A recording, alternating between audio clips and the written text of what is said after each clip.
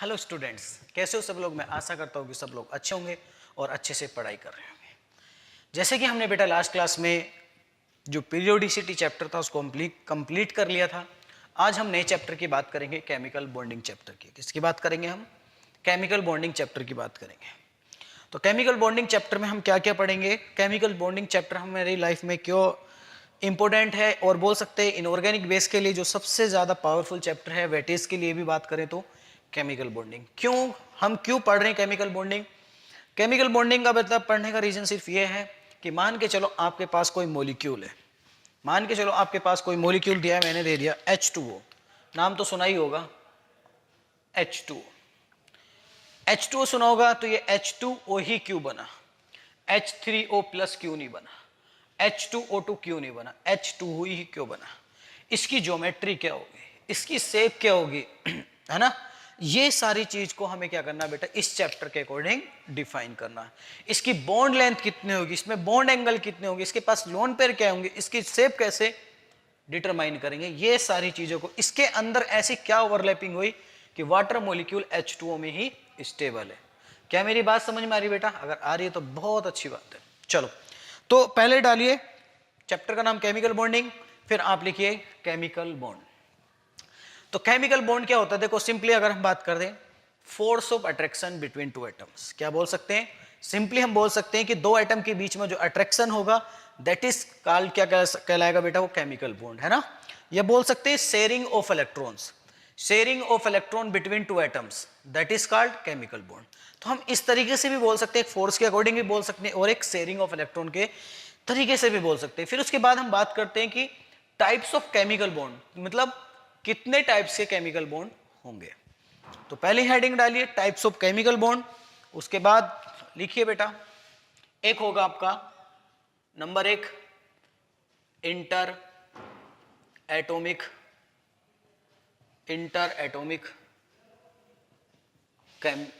Bond लिख लो, inter atomic bond, chemical bond लिख लो, ठीक है। देखो बेटा, एटॉमिक का मतलब है एटम्स के बीच में, है ना, और दूसरे होते हैं हमारे इंटर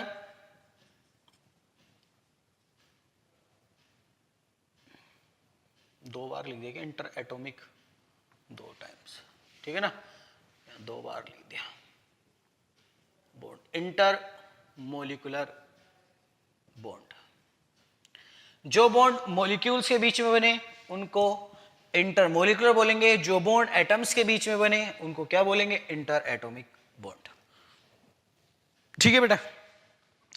और ये जो होते हैं हमारे 4 टाइप्स के होते हैं। कितने टाइप्स के होते हैं बेटा? ये 4 टाइप्स के। नंबर 1 आयनिक बॉन्ड, जिनको हम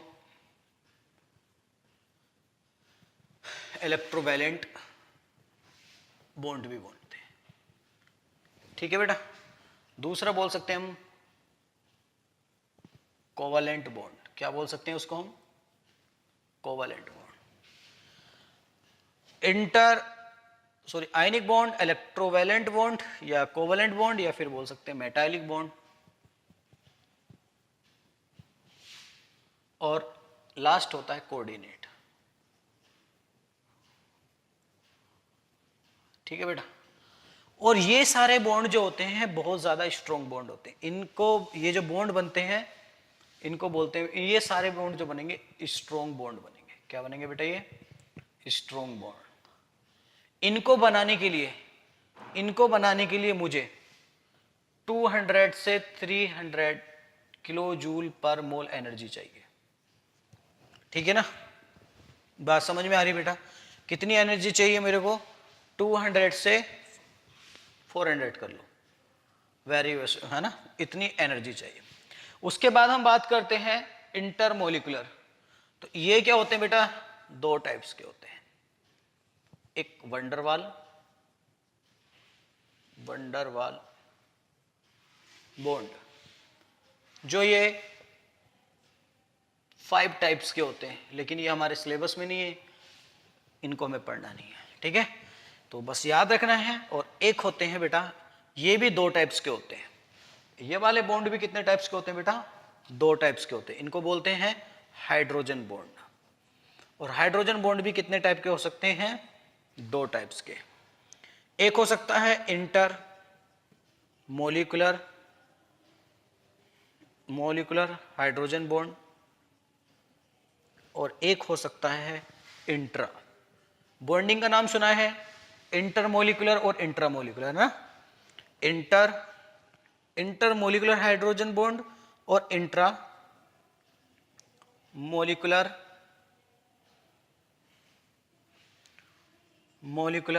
हाइड्रोजन बॉन्ड। क्या मेरी बात को बेटा आप समझ पा रहे हो?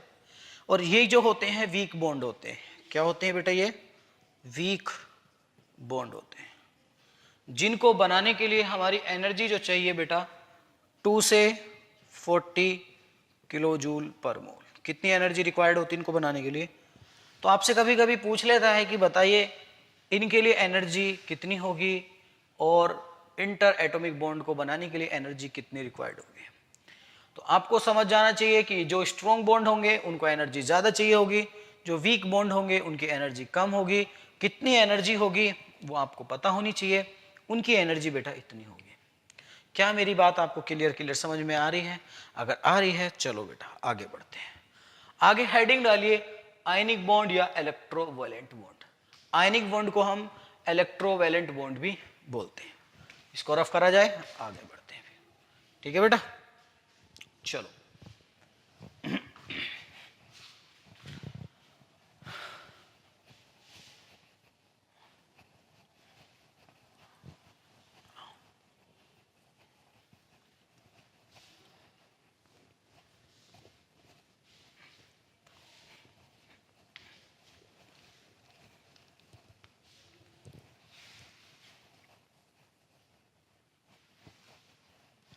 बहुत प्यारा चैप्टर है बेटा, इसको बहुत अच्छे से पढ़ना है, एक एक चीज समझना है। जिस बच्चे को ये चैप्टर कंप्लीटली समझ में आ गया उसका इनऑर्गेनिक बहुत अच्छा हो जाएगा, यहाँ की ऑर्गेनिक भी अच्छा हो जाएगा, यहाँ की फिजिकल भी अच्छा होगा। क्यों? क्योंकि इसमें बहुत सी चीज़ें आपको ऑर्गेनिक इनऑर्गेनिक में भी सीखने को मिलेंगे। ठीक है बेटा, चलो आयनिक बॉन्ड की हेडिंग डालो, ऊपर से डाल दो थोड़ा सा। आयनिक बॉन्ड, और आयनिक बॉन्ड को क्या बोलते हैं बेटा? इलेक्ट्रोवैलेंट बॉन्ड भी बोलते हैं।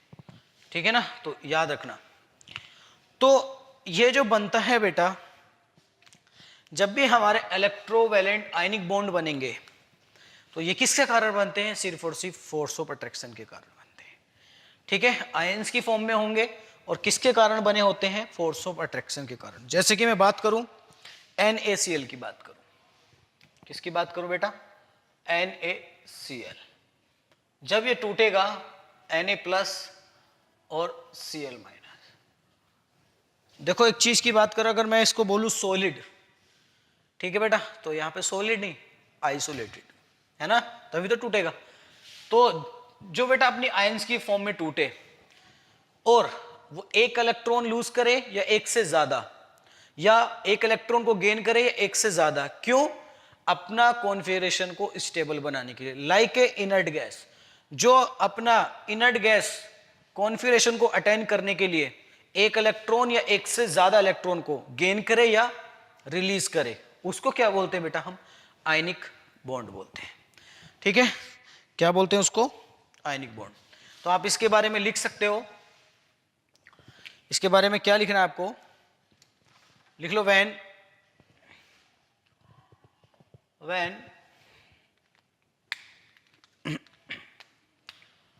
when two atoms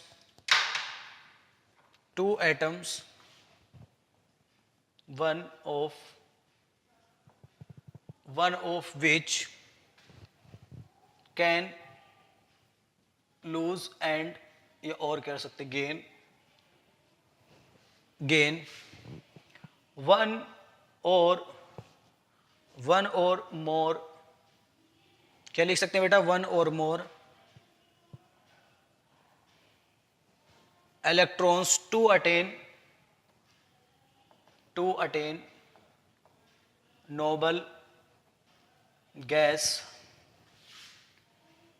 configuration Nobel gas configuration. क्या मेरी बात समझ में आ रही बेटा? क्या अटेन करने के लिए उसको? नोबल गैस कॉन्फ़िगरेशन, है ना। एंड क्या लिख सकते हो? कैन, देखो यहां पे, हाँ ठीक है, रिसीव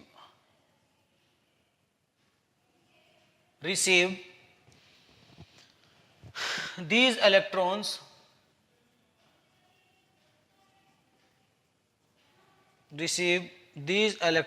and they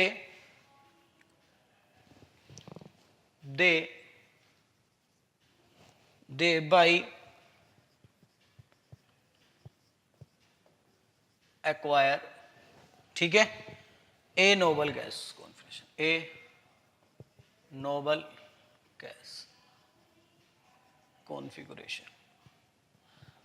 इतना लिखने की जरूरत नहीं है, वैसे तो इतना ही लिख सकते हो। When two atoms one of which can lose और गेन, ठीक है ना, गेन वन और more electrons to attain noble gas configuration, that is called ionic bond. इतना भी लिख सकते हो, फालतू की रागमाला लिखने की जरूरत नहीं है। मेरे को आता था तो आपको बता दिया, ठीक है ना, ठीक है ना। कॉन्फ़िगरेशन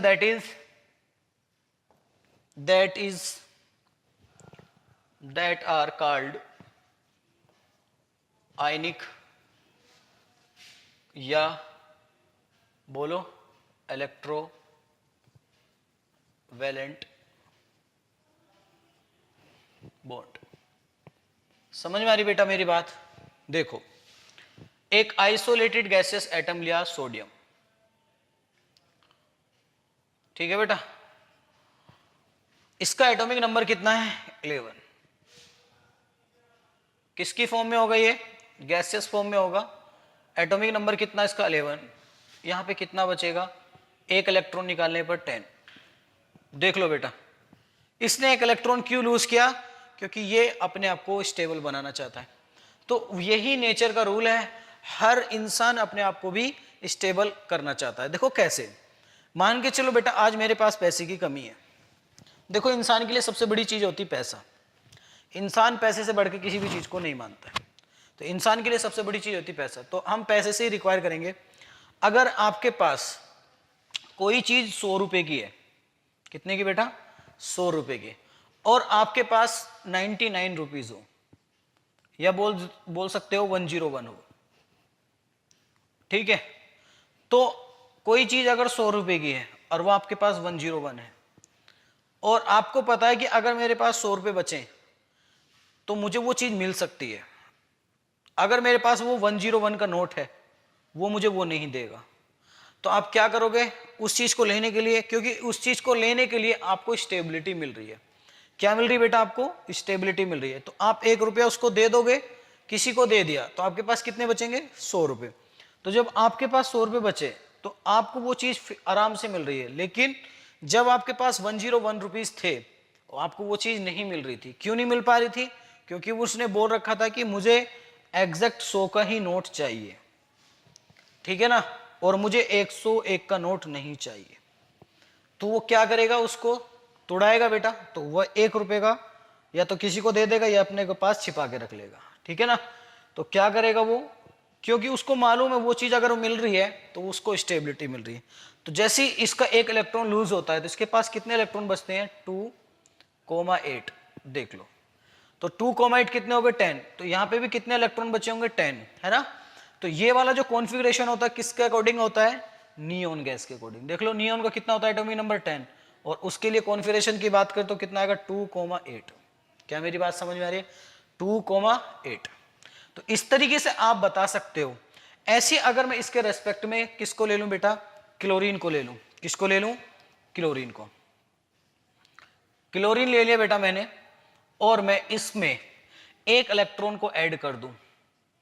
एटॉमिक नंबर कितना है क्लोरीन का? 17। अगर मैं इसके अंदर एक इलेक्ट्रॉन को ऐड कर देता हूं, ठीक है बेटा, जब इसके अंदर मैं एक इलेक्ट्रॉन को ऐड कर देता हूं तो इसके पास कितना चार्ज आता है? Cl-। अब यहां पे एटॉमिक नंबर कितना था? 17। अब कितना एटॉमिक नंबर हो गया होगा बेटा? 18। कितना हो गया होगा? क्या मेरी बात समझ में आ रही? कितना हो गया होगा? 18। अब मुझे बताइए, जब इसका एटॉमिक नंबर 18 हो गया होगा तो 18 किसका होता है? आर्गन का। और आप जानते हो कि आर्गन कौन सी फैमिली से बिलोंग करता है? नोबल गैस कॉन्फ़िगरेशन से। तो आर्गन का 18 हो गया होगा, तो इसका अगर कॉन्फ़िगरेशन लिखेंगे 2,8,8, तो 8 8 कितना? देखो इसका भी ऑक्टेट कंप्लीट, इसका भी, क्योंकि मैक्सिमम कितने इलेक्ट्रॉन आ सकते हैं भाई ऑक्टेट के अकॉर्डिंग? 8। देख लो बेटा, है ना, क्योंकि सब सेल जो भरी जाती है वो 2n² के अकॉर्डिंग भरी जाती है।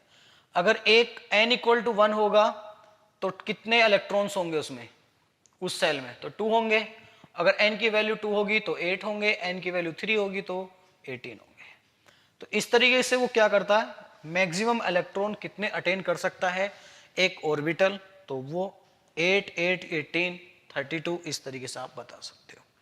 ठीक है बेटा, तो इसी तरीके से हम बता सकते हैं कि वो या तो एक इलेक्ट्रॉन को लूज करे या गेन करे। जैसे कि हम बात करें एल्यूमिनियम की, एल्यूमिनियम का जो एटॉमिक नंबर होता है वो होता है बेटा 13। ये अपने आप को स्टेबल करने के लिए लॉस कितना करता है? 3 इलेक्ट्रॉन्स का। कितने इलेक्ट्रॉन का लॉस करता है? 3 इलेक्ट्रॉन्स का। तो यहाँ पे कितना एटॉमिक नंबर बचा हुआ? 10। और 10 किसका होता है बेटा? बोलो, नियॉन का। बात समझ में आ रही है? तो यहाँ पे एक इलेक्ट्रॉन भी लूज कर सकता है और एक से ज्यादा भी कर सकता है। ठीक है, चलो आगे बढ़ते हैं। ये हमने आयनिक बॉन्ड के बारे में बात कर ली। उसके बाद हम बात करते हैं इसको रफ करते हैं, फिर आगे बढ़ते हैं कि ऐसा होता क्यों है, और ठीक है ना बेटा, फिर उसके बाद कंडीशन पढ़ेंगे कि क्या उसकी कंडीशन है आयनिक बॉन्ड की, कैसे कैसे बनता है। ठीक है, चलो ऐसे हम एग्जांपल ले सकते हैं। दूसरा एग्जांपल ले सकते हैं यहाँ पे और अच्छे से समझने के लिए, MgCl2। क्या ले सकते हैं बेटा? MgCl2। MgCl2 लिया तो ये कैसे होगा? Mg, यहां पर बॉन्ड होगा इसके बीच में? नहीं। चलो 1 मिनट के लिए बना लेते हैं। कभी आपसे कोई पूछे, बताइए आयनिक कंपाउंड के अंदर बॉन्ड होता है? ऐसा सिग्मा बॉन्ड फॉर्मेशन होता है? कभी नहीं होता है, क्योंकि वो अपने आयनों के साथ बने हुए होते हैं। पॉजिटिव देखो कैसे, अगर NaCl बना हुआ है तो किस कारण से बना हुआ है? देखो Na के पास पॉजिटिव चार्ज होगा, Cl के पास नेगेटिव चार्ज होगा, वो इसके पॉजिटिव को खींचेगा और वो इसके नेगेटिव को खींचेगा। जब वो दोनों को एक दूसरे को खींचेंगे तो एक फोर्स से बाइंड हो जाएंगे। क्या हो जाएंगे बेटा? एक फोर्स से बाइंड हो जाएंगे। इसलिए अगर इनको थोड़ी सी भी जब हीट दी जाती है तो एकदम अपने ये कॉन्स्टिट्यूएंट आयन में टूट जाते हैं, मतलब स्टेबल कॉन्फ़िगरेशन के फॉर्म में टूट जाते हैं। कोई नियोन की तरह टूटेगा, कोई आर्गन की तरह टूटेगा। तो जैसे देखो बेटा, ये इसके इलेक्ट्रॉन को लेके चला गया, ये इसके पास पॉजिटिव, इसने भी स्टेबिलिटी गेन कर ली और इसने भी स्टेबिलिटी गेन। अब MgCl2 है, MgCl2 में क्या हो रहा होगा? ये अपना एक इलेक्ट्रॉन इसको दे रहा होगा और एक इसको दे रहा होगा। तो जैसे ये मिल रहा होगा तो एक क्लोरीन क्या होगा? Cl- बन रहा होगा, और इसके पास एक इलेक्ट्रॉन इसने ले लिया, एक इसने, इसके पास +2 और इसके पास Cl-। ठीक है बेटा, इसके पास भी 18 हो गया, इसका 10 हो गया, इसका 18 हो गया। According to noble gas configuration की बात करें तो इसका होगा argon, noble gas configuration atomic number, इसका होगा बेटा नियोन और इसका होगा आर्गन। क्या मेरी बात यहां तक आपको समझ में आ रही है? यही काम होता है आयनिक बॉन्ड के अंदर।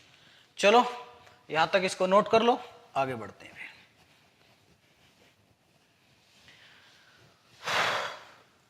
उसके बाद हम बात करेंगे condition to form ionic bond. कैसे आयनिक बॉन्ड को बनाया जाता है, उसकी कंडीशंस की बात करेंगे।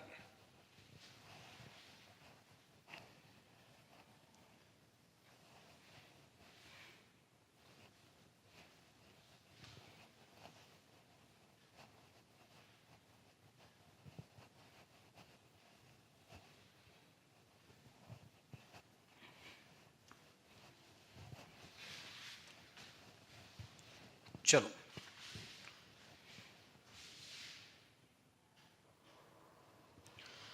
तो हेडिंग डाली बेटा आपने, condition two forms ionic bond. तो कैसी कंडीशन होनी चाहिए आयनिक बॉन्ड को बनाने के लिए, उस चीज की हम बात करेंगे। अगर हम इसकी बात करते हैं कंडीशन, तो बेटा जो हमारा मेटल होगा, जो मेटल होगा आयनिक बॉन्ड में, जो मेटल होगा उसकी जो आयनाइजेशन एनर्जी लो होनी चाहिए और जो नॉन मेटालिक है उसकी हाई होनी चाहिए, तभी उसके बीच में क्या बन सकता है बेटा, आयनिक बॉन्ड फॉर्म हो सकता है। ठीक है, दूसरी बात हम जो बात करते हैं, पहली बात तो हमने ये बात कर ली कि जो आयनिक बॉन्ड बनेगा कि मेटल की जो आयनाइजेशन एनर्जी लो होनी चाहिए और नॉन मेटालिक की, जैसे कि NaCl की बात करें तो NaCl में Na एक मेटल है और Cl क्या है, एक नॉन मेटल है जिसको हम बोल सकते हैं गैस। तो उनके बीच में एक की एनर्जी हाई होनी चाहिए और एक की एनर्जी लो होनी चाहिए, तब आपका आयनिक बॉन्ड फॉर्म होगा। ठीक है बेटा, दूसरे पॉइंट की बात करें कि जब भी ये बनेगा, ठीक है, एक लैटिस की फॉर्म में बनेगा। किसकी फॉर्म में बनेगा, एक लैटिस की फॉर्म में बनेगा। लैटिस की फॉर्म में कैसे बनेगा, आपने एक सॉलिड स्टेट एक चैप्टर है 12th क्लास में, उसमें आपने पढ़ा होगा बहुत अच्छे से क्रिस्टल लैटिस करके। तो जब भी NaCl का स्ट्रक्चर बनता है तो क्या करता है बेटा, उसको एक लैटिस की फॉर्म में Na+ को Cl- उसको इस पेयर में सराउंड करने लगते हैं, है ना, और उसका कोऑर्डिनेशन नंबर आपने देखा होगा 6 होता है, कि मतलब एक सोडियम एटम को 6 क्या बेटा 6 क्लोरीन एटम सराउंड कर लेते हैं, है ना। और जब भी आयनिक बॉन्ड बनेगा तो वो नॉन रिजिड होगा। क्या होगा, नॉन रिजिड और नॉन डायरेक्शनल। उसमें कोई डायरेक्शनल फिक्स नहीं होगी कि देखो, जैसे कि मैं मान के चलो अभी बता रहा हूं, देखो Na है प्लस को, वो इधर से भी Cl आ सकता है, इधर से भी आ सकता है, इधर से भी आ सकता है, इधर से भी, इधर से भी, इधर से भी, है ना। तो यहां से कहीं से भी Cl आ सकता, कोई इसकी डायरेक्शन फिक्स। अब आता है नॉन रिजिड की बात करते हैं। तो नॉन रिजिड की जो बात करेंगे, नॉन रिजिड क्या होता है, Na+ और Cl-। ठीक है, जब हम नॉन रिजिड की बात करेंगे तो इनके बीच में क्या होगा बेटा, एक फोर्स अट्रैक्शन होगा। क्या होगा, एक फोर्स ऑफ अट्रैक्शन होगा। तो ये मान के चलो एक कटायन है और ये एक अनायन है, मेरी बात समझ में आ रही है। तो ये क्या करेंगे, एक फोर्स से खींचेंगे, एक दूसरे को खींचेंगे तो एक जितना पास आ सकते हैं भाई, ज्यादा से ज्यादा पास आने की कोशिश करेंगे ना। तो रिजिड और नॉन रिजिड का मतलब, रिजिड का मतलब है कि एक डिस्टेंस पे आके वो रुक जाएं, और नॉन रिजिड का मतलब है कि वो कहीं भी नहीं रुके। वो सोच रहे हैं कि जितना हम पास आ सकते हैं या हम एक दूसरे के अंदर घुस जाएं, है ना, पॉजिटिव निगेटिव के अंदर और निगेटिव पॉजिटिव के अंदर। तो ये कौन सा डायरेक्शन होगा, एक नॉन रिजिड, है ना। तो इनके अंदर जो होती है नॉन रिजिड होती है ना, तो ये एक दूसरे को ज्यादा से ज्यादा पास लाने की कोशिश करते हैं। लेकिन रिजिड के अंदर क्या होता है, एक डिस्टेंस पे आके रुक जाएं, जहां पर फोर्स ऑफ अट्रैक्शन और रिपल्सन, फोर्स ऑफ अट्रैक्शन और रिपल्सन जहां इक्वल हो जाएं वहां पर रिजिड शो करेगा। और जहां पर सिर्फ और सिर्फ अट्रैक्शन ही हो तो बेटा एक दूसरे को ज्यादा से ज्यादा पास लाने की कोशिश करेंगे। तो इस केस में क्या होती है, नॉन रिजिड होते हैं ना। चलो पहला पॉइंट लिख लो, इसका जो मैंने बताया बेटा उसको लिख लेते हैं। देखो पहले चीज को समझा करो, अभी हमारा चैप्टर स्टार्ट नहीं हुआ है, अभी हम बेसिक आइडिया दे रहे हैं सब चीज के बारे में। अभी मेन चैप्टर स्टार्ट होगा थोड़ा आगे चल के। चलो उसके बारे में देख लो, मार्कर ही नहीं चले। ठीक है, पहला पॉइंट लिखो, the ionisation energy of sodium. जैसे हमने यहां पे सोडियम ले लिया, कोई और मेटल भी हो सकता है, लिथियम भी हो सकता है, सोडियम भी हो सकता है, मैग्नीशियम भी हो सकता है, एल्यूमिनियम भी हो सकता है, कोई भी मेटल हो सकता है। The ionisation energy of metallic element. ठीक है बेटा, क्या होनी चाहिए, शुड बी लो। क्या होनी चाहिए बेटा, लो होनी चाहिए। बात समझ में आ रही है। अब बात आती है द इलेक्ट्रॉन अफिनिटी। अफिनिटी हमने लास्ट क्लास में बहुत अच्छे से डिस्कस की थी पीरियोडिसिटी चैप्टर में। बेटा आपको देखो, जब भी कोई देखो बार बार चीज वही रिपीट हो रही है, तो इस चैप्टर के अंदर सारी चीज इंक्लूड होंगी, जितना भी इनऑर्गेनिक के अंदर डिस्कशन होगा सारी। हमने इलेक्ट्रॉन अफिनिटी के बारे में आइडिया दे दिया था कि जो एक इलेक्ट्रॉन को गेन करने के लिए एनर्जी को क्या करे बेटा, रिलीज करे, मैक्सिमम निगेटिव एनर्जी को क्या करे, रिलीज करे। दैट मीन्स क्या कहलाती है वो, इलेक्ट्रॉन अफिनिटी। तो इलेक्ट्रॉन अफिनिटी ऑफ, जैसे Cl माइनस ले लिया तो ये क्या होगा बेटा, ये non metallic element should be high. उसकी जो इलेक्ट्रॉन अफिनिटी क्या होनी चाहिए बेटा, हाई होनी चाहिए, ठीक है ना। अगला पॉइंट लिखिए इसमें, द आयनिक कंपाउंड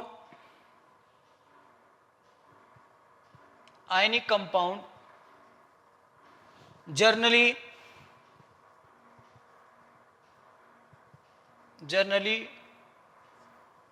फॉर्म, किसकी फॉर्म में होते हैं बेटा वो, बोलो, फॉर्म ए लैटिस, जो आपको बेटा सॉलिड स्टेट में बहुत अच्छे से पढ़ने को, which one ion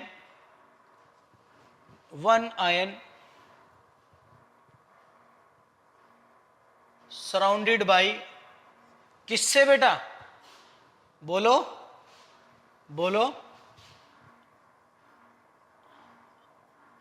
अपोजिटिवली charge ion.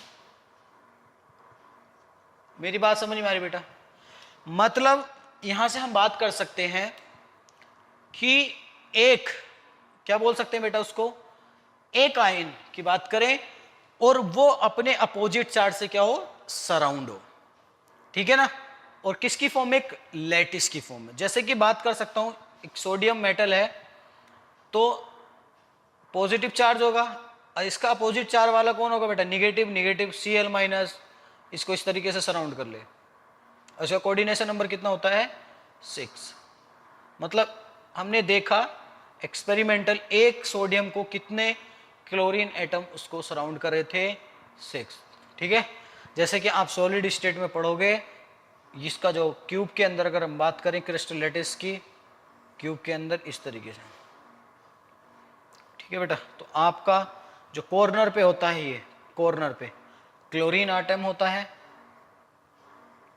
क्या होता है ये कॉर्नर पे, क्लोरीन, इस तरीके से लिख सकते हो, क्या होगा ये, Cl माइनस, ठीक है। और एक इसके बेटा एज लेंथ जो होती है, एज, यहाँ पे सोडियम होगा, एक सोडियम यहाँ पे होगा, एक यहाँ पे होगा, एक यहाँ होगा, एक यहाँ होगा, एक यहाँ होगा, एक यहाँ होगा, एक यहाँ होगा, एक यहाँ होगा, ठीक है बेटा। और ये इधर इधर इधर एक यहाँ होगा, इस तरीके से। और एक इनके होता है बेटा फेस पे, इधर एक यहाँ, 6 फेस होते हैं तो 6 इधर होंगे, ठीक है। क्या मेरी बात आपको बेटा समझ में आ रही है, इस तरीके से। ये जो अपना ब्लू वाला है, ये आपका क्या, सोडियम, इस तरीके से ये क्या होता है बेटा, एक सराउंड होता है। इसके ऊपर क्यूब होगा, इसके इधर भी क्यूब होगा, इसके नीचे भी क्यूब होगा, इसके इधर भी क्यूब होगा। और हम जब देखेंगे तो एक एटम कितने एटम से सराउंडेड होगा, 6 एटम से। ये ब्लू वाला जो है ये सोडियम है, और जो ब्लैक वाला है वो क्या बेटा, क्या बोल सकते हैं उसको, क्लोरीन एटम। क्या मेरी बात समझ में आ रही है, आ रही है। तो इसको देखो, याद वाद कुछ नहीं रखना है, सिर्फ बेसिक के लिए समझाया है, ठीक है ना। तो यहाँ पे लिख सकते हैं बेटा, तो कैसे बनाते हैं, देखो इसको बनाने के लिए देखो लैटिस फॉर्म बनेगा तो उससे कौन सी एनर्जी रिलीज होगी, लैटिस एनर्जी रिलीज होगी। और लैटिस एनर्जी में क्या होता है, मेटल का सब्लिमेशन होता है। और मेटल में सब्लिमेशन में क्या होता है कि मेटल सॉलिड से डायरेक्ट किस में कन्वर्ट हो, गैस में। उसी से क्या निकाल सकते हैं बेटा हम, लैटिस एनर्जी। तो देखो एक्चुअल में होता क्या है, यहाँ पे अगर सोडियम सॉलिड में होगा, यहाँ पे क्लोरीन होगा। मेरी बात समझ में आ रही बेटा, क्लोरीन गैस की फॉर्म में होगा। तो जैसे हम इनका सब्लिमेशन कराते हैं तो इसके लिए क्या होगी, आयनाइजेशन एनर्जी, क्योंकि आयंस में जाएगा पॉजिटिव, तो इसके लिए Na+, और किस में जाएगा, गैस। इसकी बात करें, इसको हटा दो बेटा, ये तो बना लिया होगा, चलो इसकी बात करें, I इसको बोलते हैं, सॉरी IA, इलेक्ट्रॉन अफिनिटी। तो ये किस में जाएगा, एक इलेक्ट्रॉन गेन करेगा, और किस में जाएगा, गैस में। तो इससे क्या मिलती है हमें, डेल्टा H, क्या मिलेगा, NaCl, ठीक है बेटा। इनसे क्या मिलेगी मेरे को कन्वर्ट करने के लिए, उसको बोलेंगे हम लैटिस एनर्जी। क्या बोलेंगे उसको? Lattice energy. क्या मेरी बात समझे? तो ये आप बोर हर्बन साइकिल पढ़ेंगे, उसके अंदर हम इस चीज का डिस्कशन करेंगे। तो अभी आप लिख लो ये होता क्या है। ये थोड़ा सा सॉलिड का पार्ट था तो इसलिए आया लैटिस का वर्ड, तो हमने डिस्कस कर लिया। चलो आगे बढ़ते हैं। अब हम देखेंगे क्या बेटा कि नोट करके लिख लो। हाँ चलो अगला पॉइंट बना के लिख लो। नोट क्या लिखना, पर ये याद रखना। अगला पॉइंट है बेटा इसका पॉइंट नंबर 4, आयनिक सॉलिड या आयनिक कंपाउंड बोल सकते हैं या आयनिक बॉन्ड बोल सकते हैं।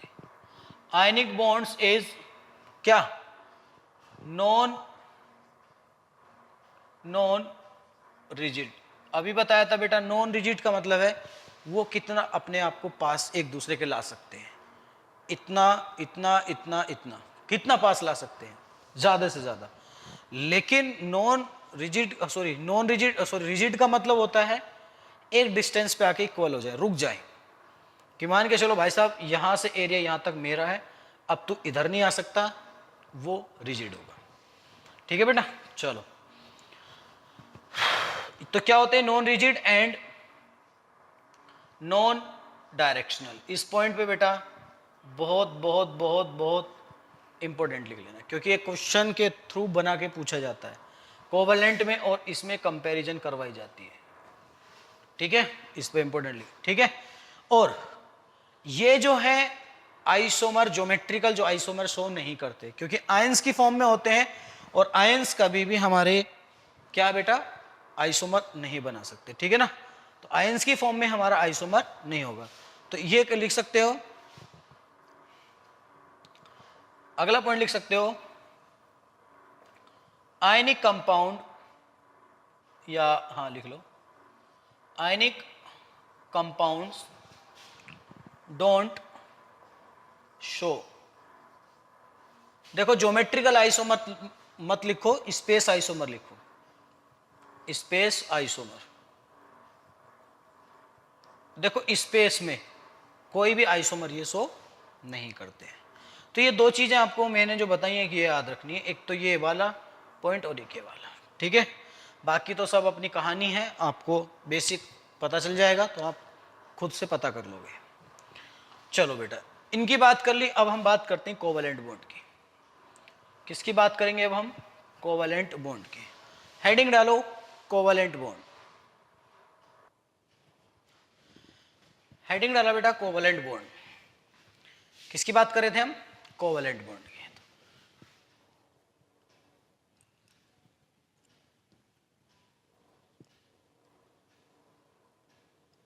Covalent bond. कोवेलेंट बॉन्ड होता क्या है बेटा, इसकी बात करते हैं हम कि कोवेलेंट बॉन्ड होता क्या है। तो कोवेलेंट बॉन्ड जो होता है बेटा, जब दो एटम के बीच में एक म्यूचुअल शेयरिंग होती है। क्या होती है? एक म्यूचुअल शेयरिंग होती है। मैं इसको थोड़ा सा बता देता हूं, देखो कैसे होता है म्यूचुअल शेयरिंग। कैसे होगी ऐसे समझो, मान के चलो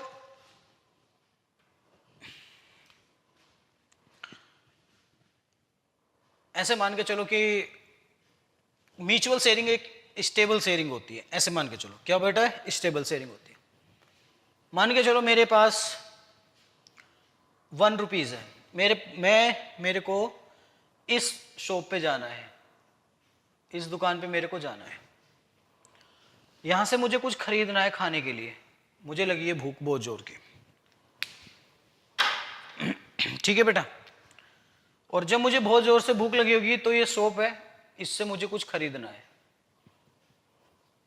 ठीक है, कुछ मुझे यहां से खरीदना है।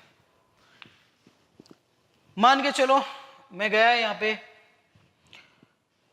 मुझे यहां से कुरकुरे खरीदना पड़ा, है ना, या बिंगो वगैरह। चलो बहुत बिंगो खाए हमने भी, तो बिंगो याद आ गया, मुझे बिंगो खरीदना है।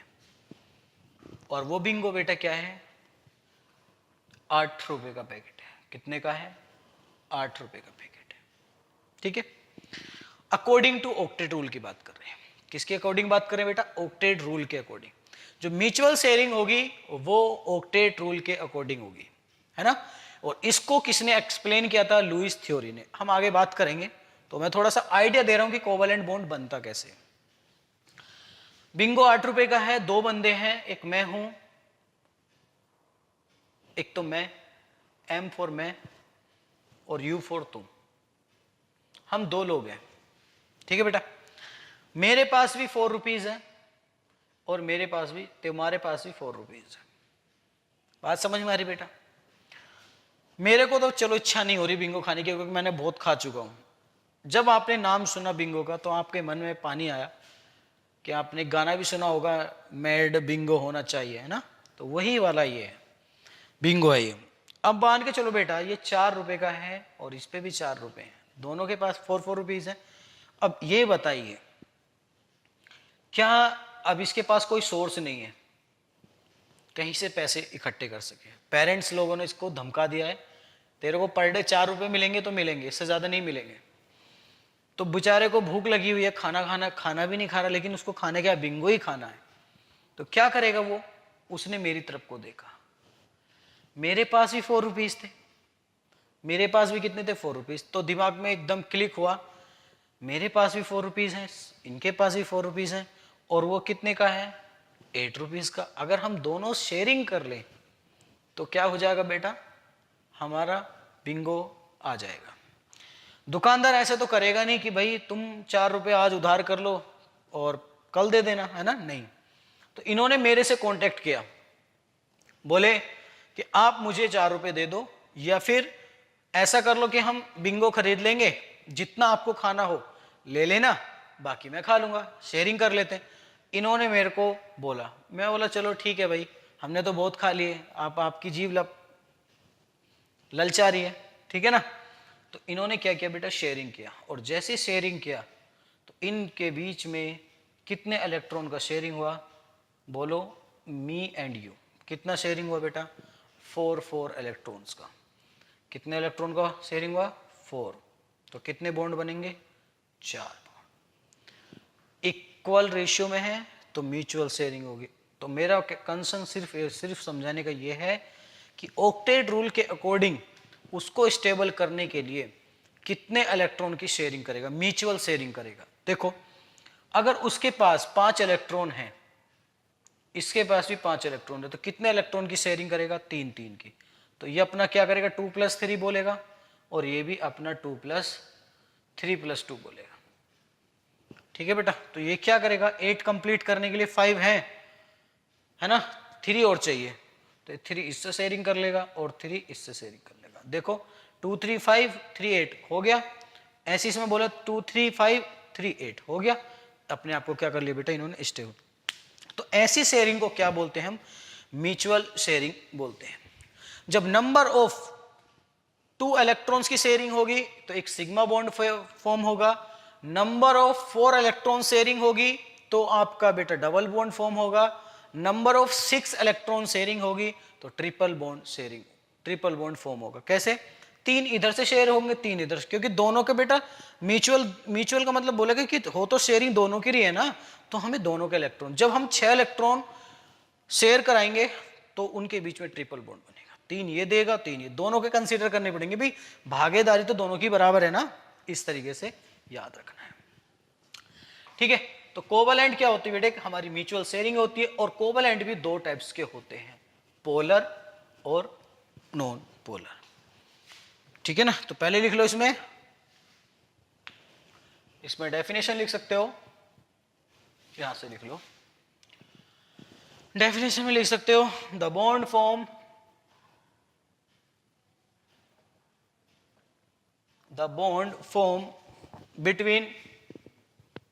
between 2 atom by mutual sharing, है ना। किससे बनेंगे बेटा वो, म्यूचुअल शेयरिंग ऑफ इलेक्ट्रॉन्स। और ये कितने टाइप्स के होते हैं बेटा, 2 टाइप्स के होते हैं। एक होता हमारा polar covalent bond, polar covalent polar covalent, और एक होता है दूसरा, कौन सा होता है बेटा, बोलो, बोलते रहो करो भाई, नॉन पोलर कोवेलेंट बॉन्ड। अब ये क्या होते हैं, पोलर कोवेलेंट बॉन्ड क्या होते हैं और नॉन पोलर क्या होते हैं, अब इनकी बात करते हैं। तो पोलर में लिखिए, पोलर कोवेलेंट जो बॉन्ड होंगे बेटा, ठीक है, उनके बीच में जो इलेक्ट्रोनेगेटिविटी होगी क्या होगी, डिसिमिलर होगी। क्या होगी, डिसिमिलर। तो उनको क्या बोलेंगे, पोलर कोवेलेंट बॉन्ड। लिख लो, लिख लो बेटा, बिटवीन टू इलेक्ट्रोनेगेटिविटी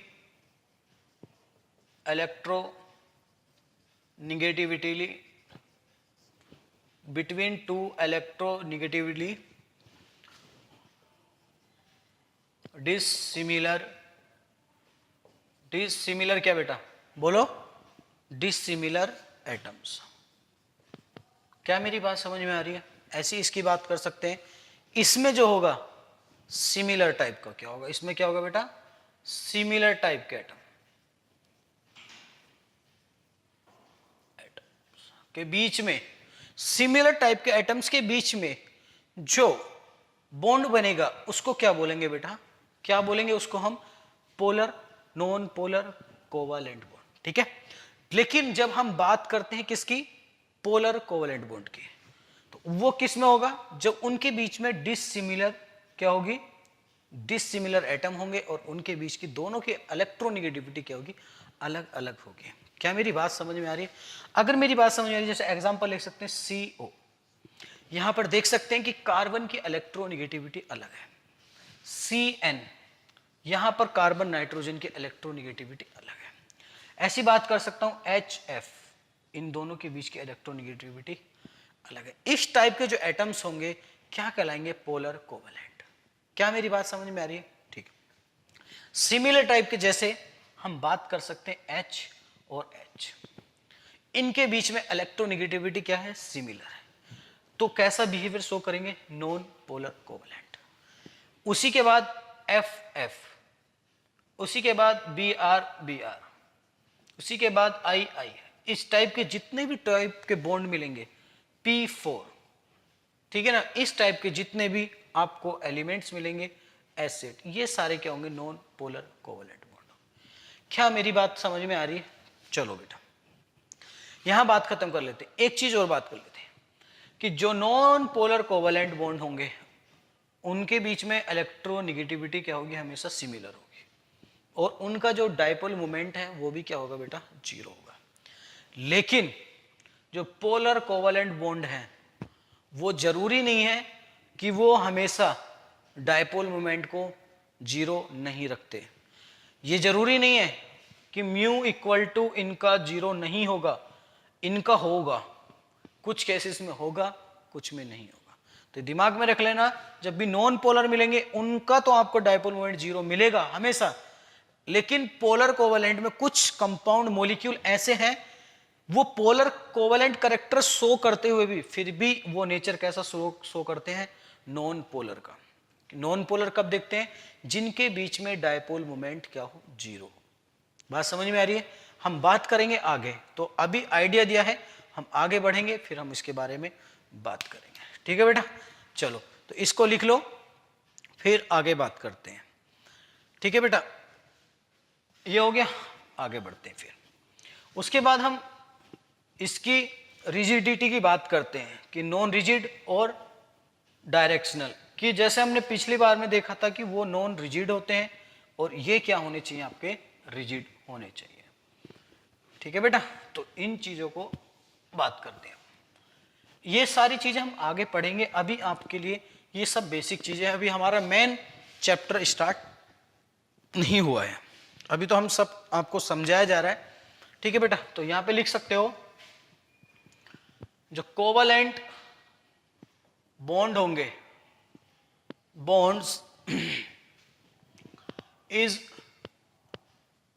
रिजिड, क्या होंगे बेटा आपके, वो रिजिड एंड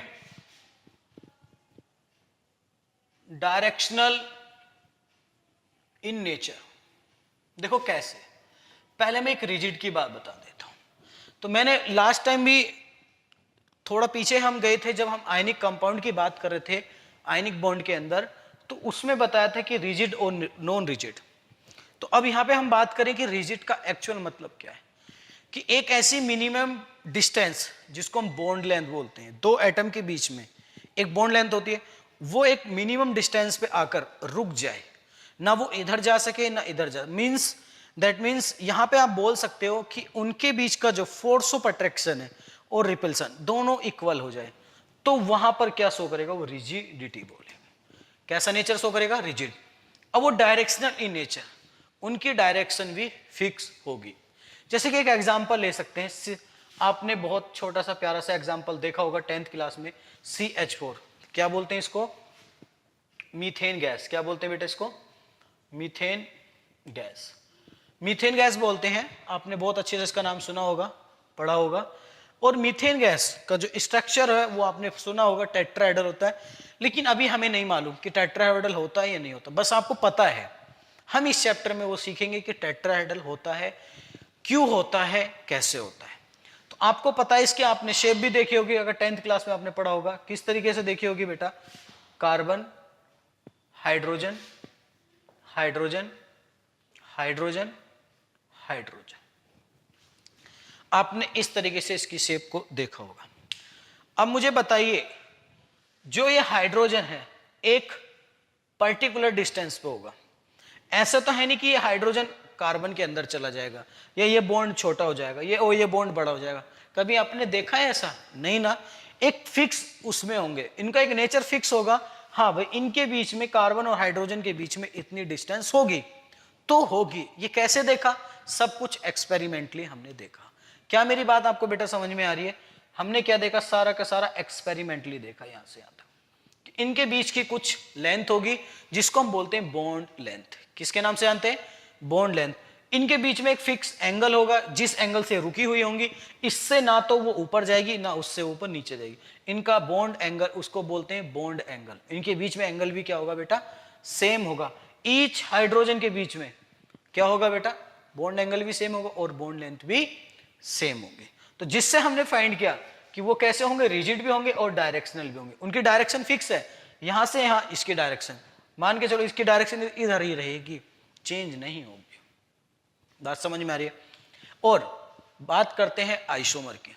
क्या ये आइसोमर शो करेंगे, करेंगे। वो नहीं कर रहे थे तो ये करेंगे। मींस कह सकते हो आप कि इनकी जो प्रॉपर्टी है दोनों की अपोजिट टाइप की है। अगर जो कोवेलेंट शो करेगा वो आयनिक शो नहीं करेगा, जो आयनिक शो करेगा वो कोवेलेंट शो नहीं करेगा। ठीक है बेटा, तो एक दूसरे के क्या चलते हैं, थोड़ा थोड़ा अपोजिट भी चल सकते हैं। इस तरीके से भी आप बोल सकते हो, ठीक है ना। तो यहां पे लिख सकते हो अगला पॉइंट, क्या लिख सकते हो, the covalent compound, the covalent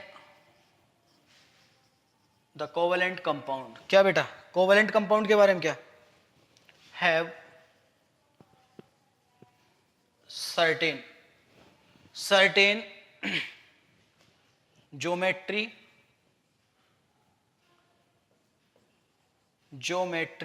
and क्या रखते हैं बेटा वो, एंड शो स्पेस आइसोमर्स, या आइसोमेरिज्म बोल दो या आइसोमर्स बोल दो, ठीक है ना। आइसोमेरिज्म बोल दो या आइसोमर बोल दो। तो ये दोनों चीज शो करते हैं, इसकी एक ज्योमेट्री भी फिक्स होगी और एक इसका आइसोमर भी फिक्स होगा। क्या मेरी बात यहां तक बेटा आपको क्लियर समझ में आ रही है, तो इसको नोट कर लो, आगे बढ़ते हैं। ठीक है, फिर उसके बाद बोलते हैं कि जो हमारे कोवेलेंट बॉन्ड बनते हैं वो कितने टाइप्स के बन सकते हैं। तो मैंने जैसे अभी बात की थी कि हमारे जो कोवेलेंट बॉन्ड बनते हैं वो 3 टाइप्स से बनते हैं। नंबर 1 सिंगल कोवेलेंट बॉन्ड, ये तो आप जानते होंगे। सिंगल के बाद क्या आता है बेटा, डबल कोवेलेंट बॉन्ड, और थर्ड होता है ट्रिपल कोवेलेंट बॉन्ड। तो आप लिख सकते हो जब दो एटम के बीच में कितने इलेक्ट्रॉन की शेयरिंग हो, यहां पे लिख सकते हो शेयरिंग ऑफ 2 इलेक्ट्रॉन्स। जब दो एटम के बीच में 2 इलेक्ट्रॉन की शेयरिंग हो तो आपका क्या बनेगा बेटा, क्या बनेगा बोलो?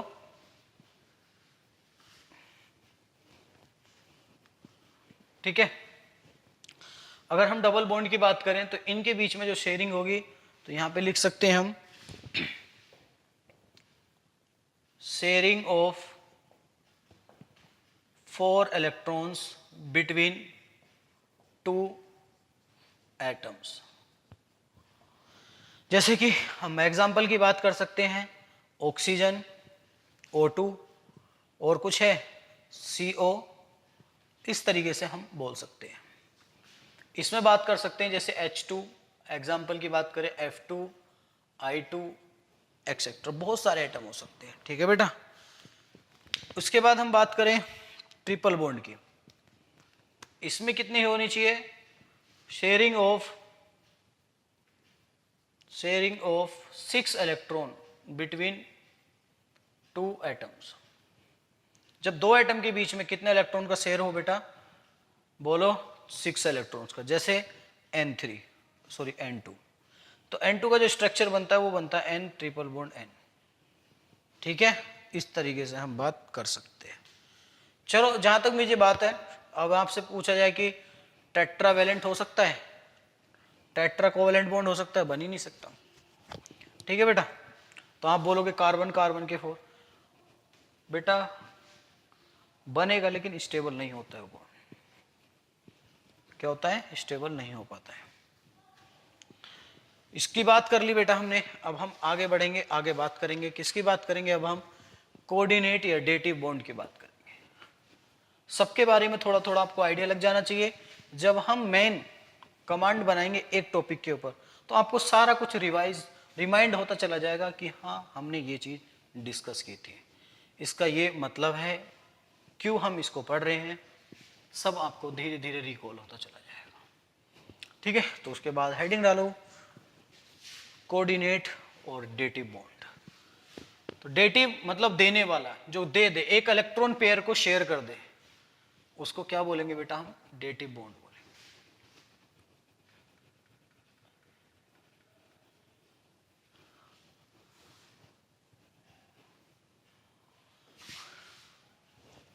क्या बोलेंगे बेटा उसको हम? डेटिव बॉन्ड बोलेंगे। तो यहां पे लिख सकते हैं, क्या लिख सकते हैं बेटा? कोऑर्डिनेट बॉन्ड या फिर डेटिव बॉन्ड। कोऑर्डिनेट बॉन्ड और डेटिव बॉन्ड होते क्या है, इनकी बात करें तो लिख लो बेटा, लिख लो। देखो, जब एक इलेक्ट्रॉन पेयर का शेयर होगा तो हमारा कैसा बॉन्ड बनेगा? डेटिव बॉन्ड बनेगा। लिख लो बेटा, the bond form the bond formed when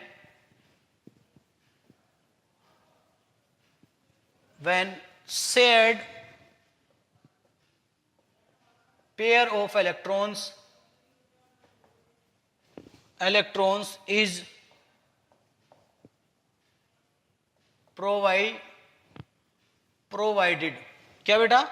provided one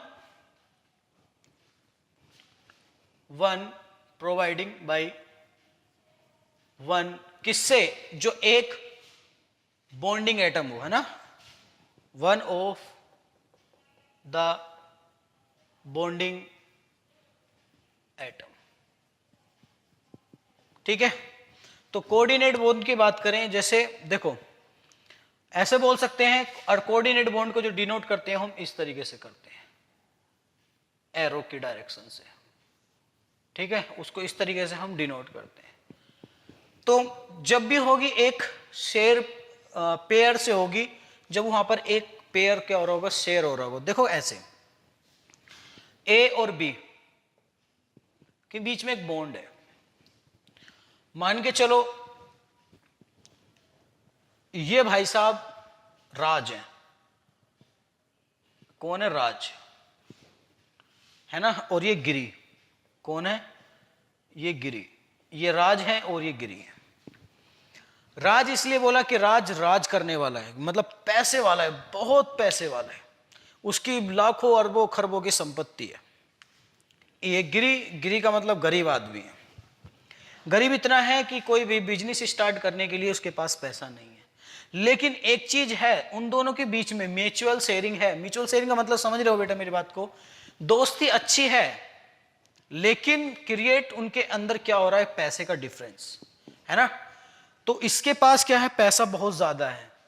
तो यहां पे इसके पास पैसा शेयरिंग में पड़ा होगा, पेयर की फॉर्म में पड़ा होगा भाई, ठीक है। तो इससे क्या बोला? देख भाई, तू मेरे साथ रहना चाहता रह ले, कोई दिक्कत नहीं। ये बोला भाई मेरे पास पैसा नहीं। बोला जब मैं जिंदा बैठा हूं तो क्यों टेंशन ले रहा है? तो क्या करेगा बेटा? ये अपना इलेक्ट्रॉन पेयर क्या करेगा? इसको शेयर करेगा। जब इसका अपना इलेक्ट्रॉन पेयर शेयर करेगा, लेकिन बेटा शेयरिंग दोनों की है, ऐसा नहीं। कुछ क्या होता है कि कुछ लोग बोलते हैं कि इसने इसको डोनेट कर दिया इसलिए इसे डेटिव बॉन्ड बन गया। नहीं, शेयरिंग इसकी भी है, कुछ अमाउंट तो बेटा इसका भी होगा। जब हम डेटिव बॉन्ड बनाएंगे तो हम ये नहीं बोल सकते कि ए ने, हाँ ये बोल सकते हैं उसने ज्यादा डोनेट किया, उसकी देने की टेंडेंसी ज्यादा है, लेकिन ये नहीं बोल सकते कि सिर्फ ए ने दिया, क्योंकि बेटा कुछ तो शेयर इसने भी किया होगा। भाई इतना कमजोर थोड़ी है कि ये कुछ भी नहीं। मान के चलो आपकी जेब में है 0, इनकी जेब में 1 लाख। अब मुझे बताओ, फिर तो सारा डोनेशन इसी का हो गया। बात समझ में आ रही है? लेकिन जब इसके पास बेटा का 10 रुपीज भी, तो शेयरिंग इसका भी है, 10 रुपीज इसके भी इसके अंदर इंक्लूड है, लेकिन ज्यादा अमाउंट किसका? वो इसका। तो जो ज्यादा होता है उसकी तरफ से एरो को डिनोट करते हैं, लेकिन शेयरिंग दोनों की होगी, है ना। तो यहां पे क्या बनेगा? ए ने बी को क्या कर दिया? डिनोट। इस टाइप का जो बॉन्ड बनेगा, इस टाइप का जो बॉन्ड बनेगा उसको क्या बोलेंगे बेटा? हम कोऑर्डिनेट बॉन्ड। क्या बोलेंगे उसको? हम कोऑर्डिनेट बॉन्ड, है ना। तो एक होगा इसमें डोनर। राज कौन है हमारा? सिमरन को लेने जाएगा डोनर।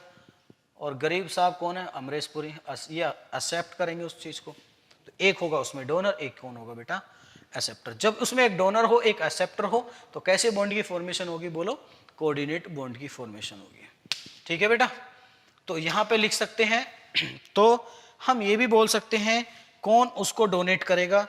एक लेस इलेक्ट्रोनेगेटिव बोल सकते हैं, या बोल सकते हैं एक लेस इलेक्ट्रोनेगेटिव एटम हो और एक मोर इलेक्ट्रोनेगेटिव एटम हो। तो जो उसका लेस से मोर वाला अपने इलेक्ट्रॉन की अपने साइड खींच ले तो उसको क्या बोलेंगे? बोलो बेटा, डेटिव बॉन्ड बोलेंगे। तो लिख सकते हो दूसरा पॉइंट इसमें, इसको रफ कर देते फिर पॉइंट लिख देते हैं। लिख लो बेटा। हाँ, जब ये बॉन्ड फॉर्म होगा, लिख लो, बॉन्ड फॉर्म्ड बाय व्हेन, कब? जब एक less electronegative atom, bond formed when less electronegative atom to more electronegative, more electronegative। ठीक है बेटा। तो वहां पे क्या फॉर्म होगा? बोलो, बोलो बेटा। जब less electronegative atom more electronegative atom को, या एज वेल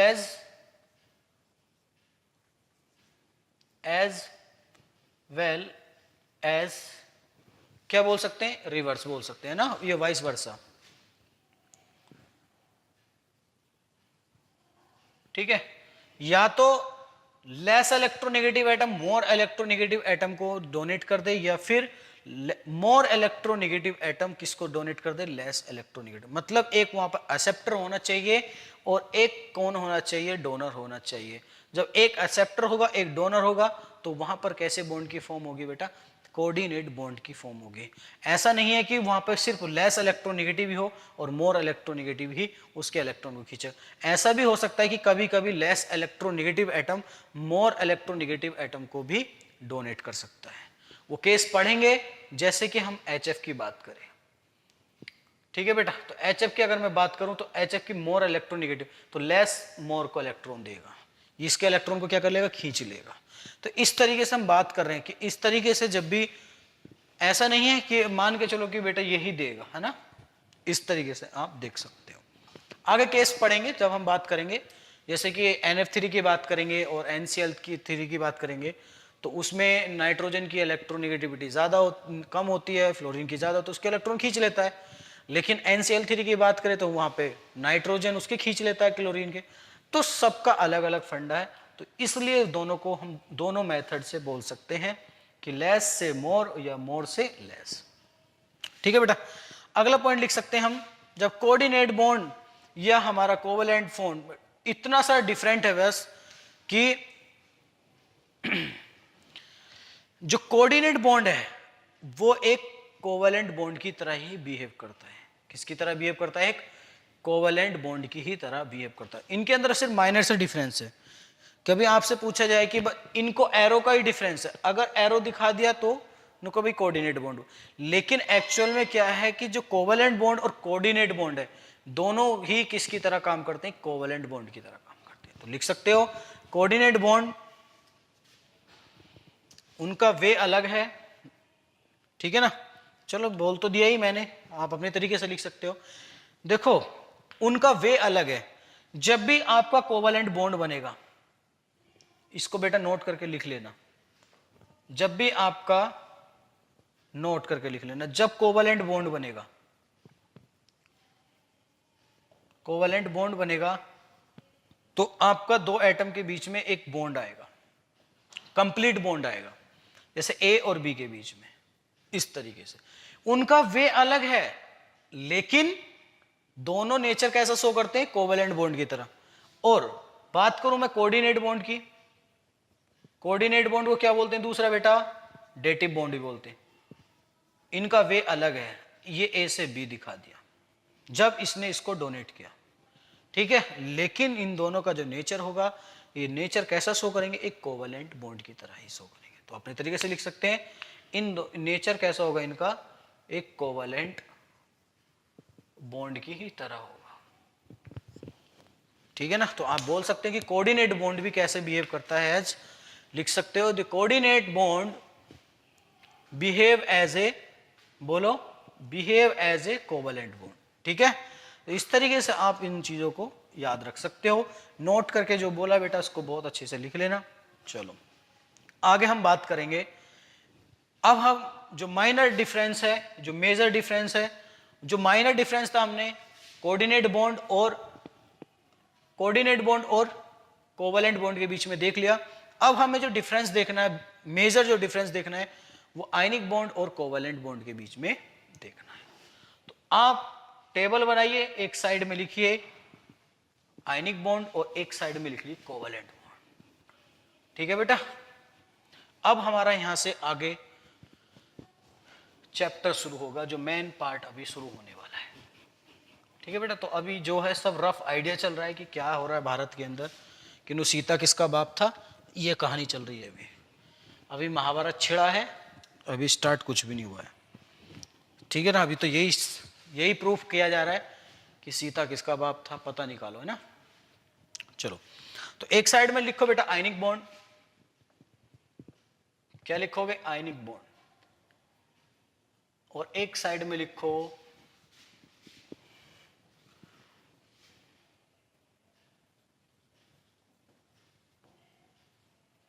कोवलेंट बॉन्ड।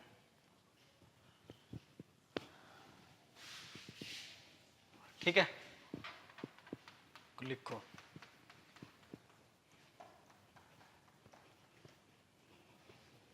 क्या लिखो बेटा, कोवलेंट बॉन्ड। तो लिखो दीज आर, पहला पॉइंट लिखो, ये मार्कर कैसे हैं चल के, these are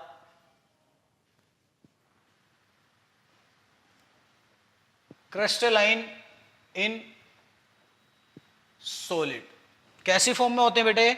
crystalline solid form में होते हैं। इन क्रिस्टलाइन सॉलिड इन क्रिस्टलाइन, अच्छा, crystalline solid at room temperature. RM, चलो लिख लो यार, जब इतना लिख दिया तो इतना भी नहीं लिख सकते क्या? Room temperature. मेरी बात समझ में आ रही बेटा? ठीक है, ये क्या होते हैं बेटा? इनका पॉइंट लिखो। Generally liquid and gas. किसकी फॉर्म में होंगे बेटा? ये रूम टेम्परेचर पर लिक्विड और गैस की फॉर्म में होंगे। ठीक है, अगला पॉइंट लिख सकते हैं इसमें, एक्सेप्शंस में लिख लेना, किसको छोड़कर? एक्सेप्शंस में आ जाते हैं जैसे डायमंड और ग्रेफाइट। डायमंड और ग्रेफाइट क्या होते हैं बेटा? बोलो। 99%, ऐसे याद रख सकते हैं कि 99% जो आपके कोवेलेंट बॉन्ड बनेंगे लिक्विड और गैस की फॉर्म में बनेंगे। किसकी फॉर्म में बनेंगे बेटा? लिक्विड और गैस की फॉर्म में। क्या इनकी बात कर सकते हैं? लिक्विड और 99%। 1% होंगे जो वो किसकी फॉर्म में हो सकते हैं बेटा? वो वैक्स की फॉर्म में हो सकते हैं। वैक्सी बोल सकते हैं ना, जिनको बोल सकते हैं सॉफ्ट एंड वैक्सी, है ना? क्या भी लिख सकते हैं उनको? Soft and,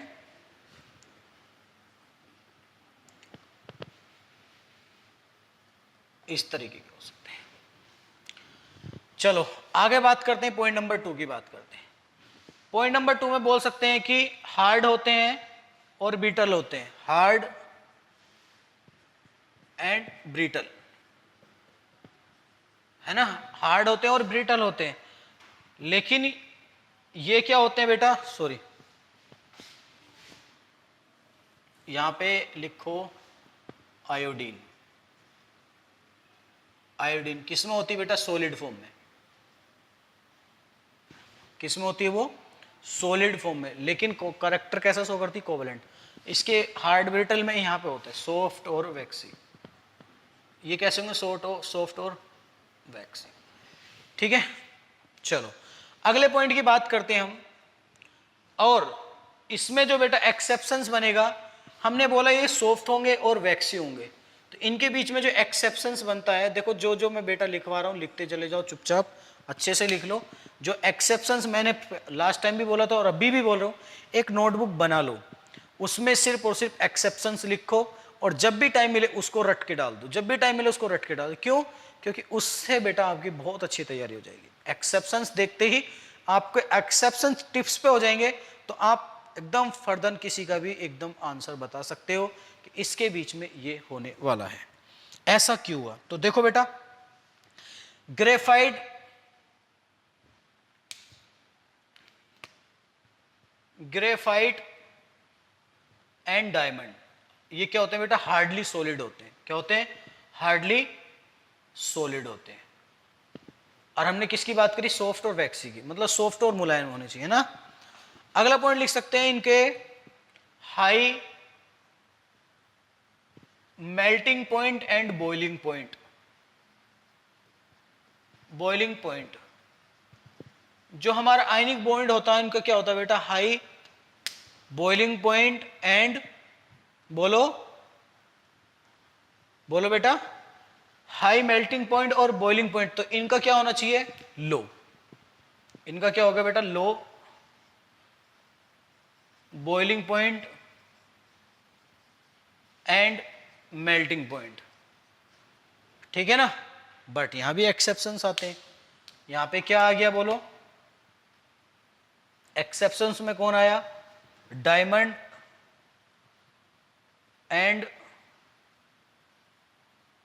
graphite. Diamond and graphite, ठीक है ना? इनका जो बॉइलिंग पॉइंट और मेल्टिंग पॉइंट होता है वेरी हाई। क्या होता है? Very high. क्यों? ड्यू टू स्ट्रॉन्ग नेटवर्क बोल सकते हैं बेटा। ड्यू टू, इसमें बोल सकते हैं strong network form. Due to strong network to form in ionic bond. जैसे आयनिक बॉन्ड में स्ट्रॉन्ग बॉन्डिंग होती है ना, ऐसे ही इनके अंदर भी क्या होती है, स्ट्रॉन्ग नेटवर्क बॉन्डिंग होती है इन आयनिक फॉर्म में। किसकी फॉर्म में होती है? आयनिक बॉन्ड की फॉर्म में। तो ये कुछ इसके इंपॉर्टेंट पॉइंट थे जो आपको लिख लेने हैं और याद कर लेने हैं। ये जरूर याद रख लेना एक्सेप्शंस, कि ये कोवेलेंट करेक्टर शो करते हुए भी फिर भी नेचर कैसा रखते हैं? आयनिक बॉन्ड की तरह। ठीक है बेटा, तो ये चीजों को अपने बिल्कुल माइंड में याद रख लेना कि ग्रेफाइट और डायमंड ऐसे, और आयोडीन एक ऐसे कोवेलेंट मॉलिक्यूल बोल दो या कंपाउंड बोल दो, ठीक है, करेक्टर उनका कोवेलेंट है, लेकिन फिर भी कैसा शो करते हैं? वो आयनिक की तरह। तो इनको बेटा याद कर लेना और लिख लेना। ठीक है, चलो आगे बढ़ते हैं। हाँ, और लिख लेते हैं इनके बारे में। इसका लिख लो, ये लिख लो बेटा, और लिख सकते हो, डोंट शो, आपने पढ़ा था स्पेस आइसोमर्स, आइसोमेरिज्म बोल दो, आइसोमेरिज्म है ना। और ये क्या करती हैं बेटा? इसमें बोलो, इसमें क्या करती हैं? करते हैं, शो करते हैं ना, डू शो, चलो शो स्पेस आइसोमर्स, ऐसे लिख सकते हैं। रिजिड और नॉन रिजिड भी लिख सकते हैं। ये नॉन रिजिड होते हैं नेचर में, और ये क्या होते हैं बेटा? रिजिड होते हैं, है ना। तो इस तरीके से भी लिख सकते हो आप।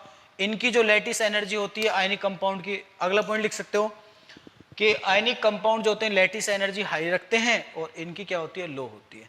क्योंकि लैटिस एनर्जी जो मिलती है वो सिर्फ और सिर्फ आयंस की फॉर्म में मिलती है। तो आपकी जो आयनिक कंपाउंड की लैटिस एनर्जी हाई होगी कंपेयर टू कोवेलेंट बॉन्ड। ठीक है ना, क्योंकि कोवेलेंट बॉन्ड में क्या होती है? Mutual sharing. अगर एक बार म्यूचुअल शेयरिंग हो गई, उसको तोड़ना बहुत डिफिकल्ट, एक फॉर्म से दूसरी फॉर्म में कन्वर्ट हो जाएगी, लेकिन बॉन्ड तोड़ना बहुत डिफिकल्ट हो जाएगा। लेकिन आयनिक बॉन्ड में क्या होता है? वो 100% क्या होते हैं? डिसोसिएट होते हैं। क्यों? क्योंकि उनके बीच में स्ट्रॉन्ग फोर्स ऑफ अट्रैक्शन होता है। तो जिसके बीच में जो चीज स्ट्रॉन्ग होगी वो उतनी ही जल्दी टूटेगी।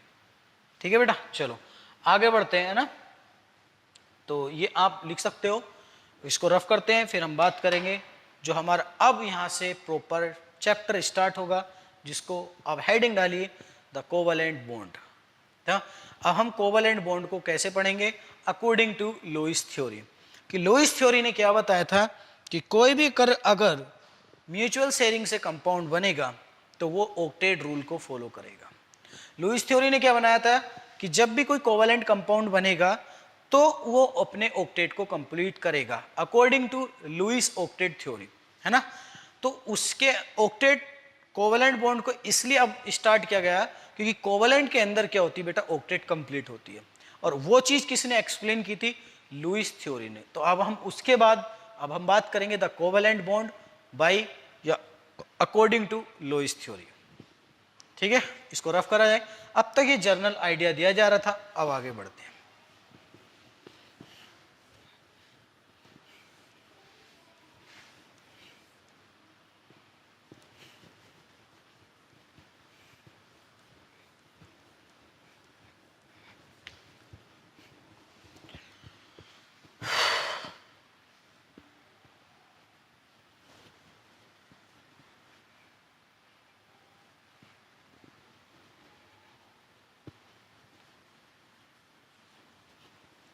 हेडिंग डालो बेटा जल्दी से, द कोवेलेंट बॉन्ड।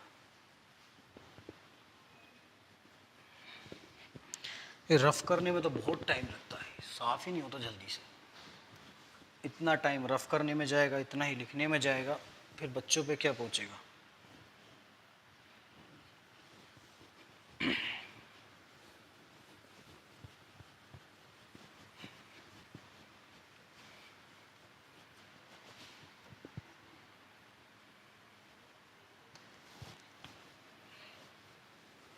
अरे अरे अरे अरे अरे अरे, ठीक है चलो।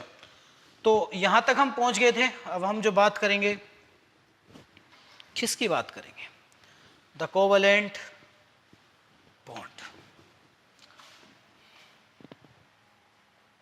अब हमारा मेन चैप्टर स्टार्ट हो रहा है बेटा, कोवलेंट बॉन्ड। इसको किसने एक्सप्लेन किया था, बोलो।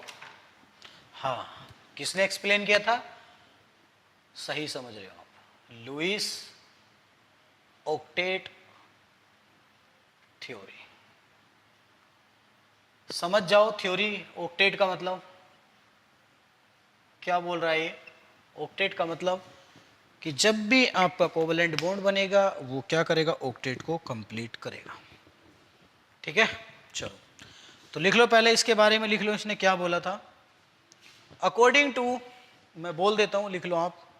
कब तक लिखूंगा यार, मैं थक जाता हूं। लिख लो, according to this rule every element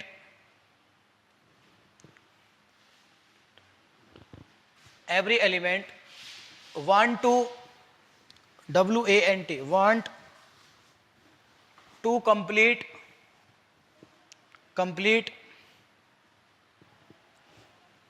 its octet।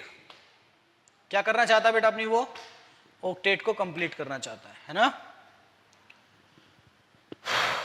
या ब्रैकेट में लिख लो, ब्रैकेट में लिख लो बेटा, कुछ एक्सेप्शंस बना है ना, तो उसके बारे में तो बात करनी है। हाइड्रोजन तो ऑक्टेट कंप्लीट ही नहीं करता, लेकिन वो क्या करता है, बोलो, वो करता है डुप्लेट, मतलब 2 इलेक्ट्रॉन। एस ऑर्बिटल में मैक्सिमम कितने इलेक्ट्रॉन आ सकते हैं भाई, 2 ही तो आ सकते हैं, तो उसको क्या बोलेंगे, डुप्लेट। और उसके बाद जितने भी आइटम होंगे वो कितना कोशिश करेंगे अपना ऑक्टेट को कंप्लीट करने के लिए, 8 डुप्लेट। लिख लो ब्रैकेट बना के, it's octet bracket duplet in case of hydrogen. ये एक्सेप्शंस बना हुआ है, तो हाइड्रोजन हमेशा डुप्लेट को क्या बोलेगा बेटा, डुप्लेट को कंप्लीट करेगा, ना कि ऑक्टेट को कंप्लीट करेगा। ठीक है, एंड उसके बाद आगे लिखो, and to do TO2 DO2 SO2 to do so, ये टू डू सो बोल सकते हैं, to do so it can donate show और SHOW शो और एक्सेप्ट इलेक्ट्रॉन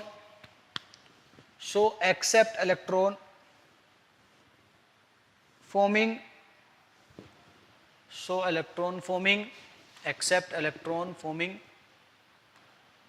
ए केमिकल बॉन्ड।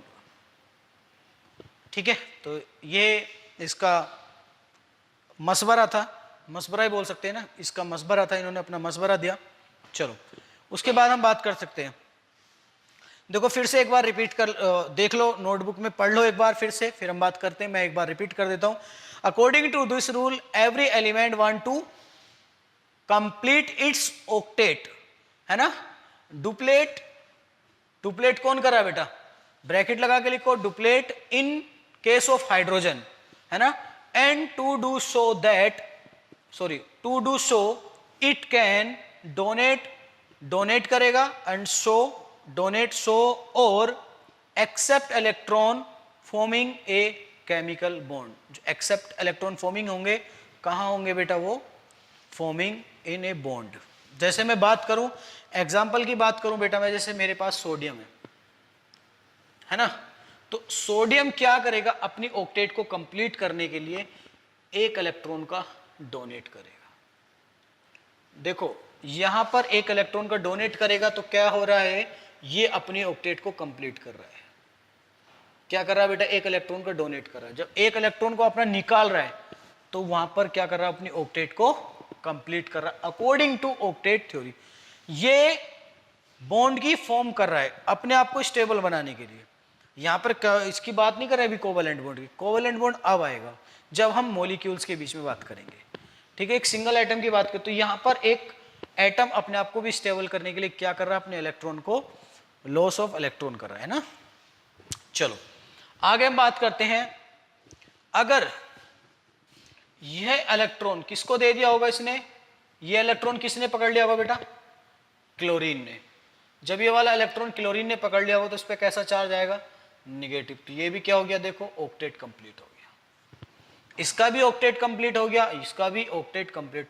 हर आदमी ऐसे ही अपने जीवन में बोल सकते हैं कि हर इंसान अपने आप को स्टेबल करने के लिए, स्टेबिलिटी गेन करने के लिए मेहनत करता है। मान के चलो अगर मुझे बेटा डॉक्टर बनना है, तो मेरा ड्रीम है डॉक्टर बनते ही मैं क्या हो जाऊंगा, स्टेबल हो जाऊंगा, मुझे स्टेबिलिटी मिल जाएगी, मेरी सारी झंझटें खत्म। तो आपका जो स्टेबिलिटी पॉइंट है वो कौन है, वो डॉक्टर है ना। ऐसे अगर मैं बोलूं मेरा स्टेबिलिटी पॉइंट क्या, मैं एक अच्छा टीचर बनूं, जिस दिन मैं एक अच्छा टीचर बन गया तो मैं क्या बन जाऊंगा, एक स्टेबल टीचर बन जाऊंगा, है ना। अभी तो थोड़ा बहुत ज्ञान आता है तो आपको बता देते हैं, जितना भी आता है 10 ग्राम 2 ग्राम 5 ग्राम जो भी है ना।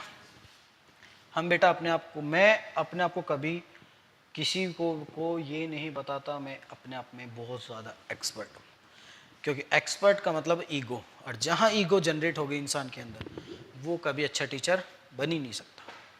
ऐसे आपके अंदर भी लागू होता है। अगर आपके अंदर ईगो जनरेट हो गई कि मैं सब कुछ कर सकता हूँ, टीचर कुछ भी नहीं है, क्लास वाले कुछ नहीं है, ये कुछ नहीं है, तो आपके अंदर जब ईगो आ गई तो आप कुछ नहीं कर सकते।